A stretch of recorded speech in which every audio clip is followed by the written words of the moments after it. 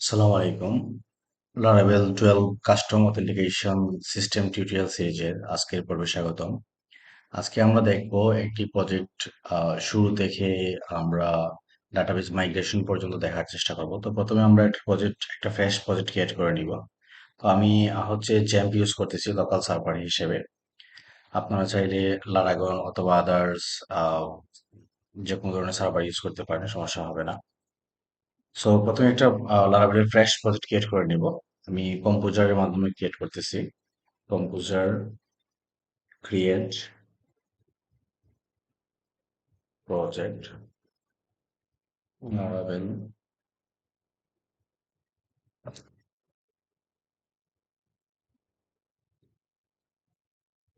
আমি অথ সিস্টেম প্রজেক্টের নাম দিলাম। সো আমার একটা প্রজেক্ট ক্রিয়েট হয়ে যাবে। তো এই প্রজেক্ট ক্রিয়েট হতে কিছুটা সময় যাবে। সো আপনারা চাইলে একটা স্কিপ করতে পারেন। তো আমাদের সাকসেসফুলি প্রজেক্ট ক্রিয়েট হয়ে গেল। তো আমরা হচ্ছে এখন একটা ডাটাবেস ক্রিয়েট করব। তারপর হচ্ছে ডাটাবেসের কানেকশনগুলো আমরা দিয়ে দিব।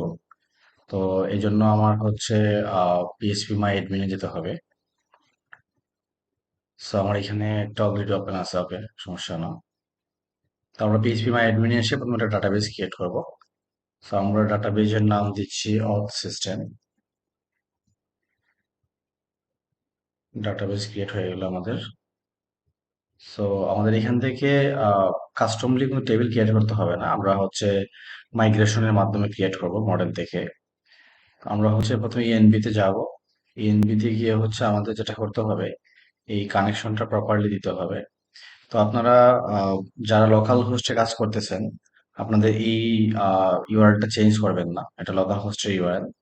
এবং হচ্ছে যে খুবই ইম্পর্টেন্ট যেটা, সেটা হচ্ছে যে আপনার যদি এই ডেটাবেজে কোনো ধরনের পাসওয়ার্ড বা ইউজার নেম থাকে, সেটা হচ্ছে আপনার এখানে চেঞ্জ করতে হবে। তো বাই ডিফল্ট জ্যাম্পের ইউজার নেম হচ্ছে রুট এবং পাসওয়ার্ড হচ্ছে ব্লাঙ্ক থাকে, কোনো পাসওয়ার্ড সেট করা থাকে না। এই জন্য হচ্ছে আমার এখানে কোনো ইউজার নেম এবং পাসওয়ার্ডের প্রয়োজন হবে না। বাট আমার এটা মাই এসকিউএল, আমি হচ্ছে এসকিউএল এর থেকে মাই এসকিউএল এ লিখে ফেলবো। তো আমার ডাটাবেজের নাম দিয়েছিলাম হচ্ছে অথ সিস্টেম। আমার এতটুকু পর্যন্ত ক্লিয়ার। তো এখন হচ্ছে আমাদের যেটা করতে হবে, আমাদের টেবিলটা ক্রিয়েট করতে হবে। তো ডাটাবেজে আমরা যদি মাইগ্রেশনে আসি, বাই ডিফল্ট আপনারা দেখবেন যে ইউজার নামে একটা টেবিল ক্রিয়েট হয়ে যাবে এবং ইউজার মডেল অলরেডি ক্রিয়েট হয়ে যাবে। সো আমরা এখানে টেবিলের ফিল্ডে আপাতত এটা রাখতেছি না, ইমেল ভেরিফাই যে অপশনটা, আমরা শুধু রাখতেছি নেম, ইমেল, পাসওয়ার্ড, ওকে। সো এটা হয়ে গেল। আর কোনো চেঞ্জ আপাতত রাখতেছি না। যদি আপনার কোনো ফিল্ডের প্রয়োজন হয় এক্সট্রা, তখন আপনি হচ্ছে এইখানে আপনার মতো করে আপনি নতুন একটা ফিল্ড অ্যাড করতে পারবেন। তো আপাতত আমি এই তিনটা ফিল্ড নিয়ে কাজ করব, নেম, ইমেল এবং পাসওয়ার্ড। তো এইটা শেষ হয়ে গেলে আমার যেটা করতে হবে, সেটা হচ্ছে যে আমার মাইগ্রেশনটা আহ, করতে হবে। তো আমি হচ্ছে পিএইচপি আর্টিসান মাইগ্রেট এই কমান্ড দিয়ে আমি হচ্ছে মাইগ্রেশনটা করে ফেলবো। PHP artisan migrate. তো আপনারা দেখবেন যে আপনাদের ডেটাবেজের মধ্যে আপনার ইউজার নামে একটা টেবিল ক্রিয়েট হবে এবং যার ফিল্ড হবে তিনটা।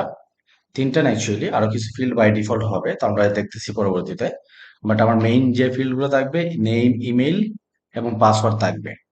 এবং আরো কিছু বাই ডিফল্ট থাকবে, সেটা হচ্ছে যে আপনি কখন ক্রিয়েট করছেন বা আপডেটেড নামে এই ধরনের টেবিল থাকবে। তো আপনি যদি এখন আসেন আপনার ডেটাবেজে এসে এসে যদি আপনি রিলোড দেন, তখন দেখবেন যে আপনার এইখানে অথ সিস্টেম যেটা ছিল, অথ সিস্টেমের মধ্যে ইউজার্স নামে একটা টেবিলস আছে।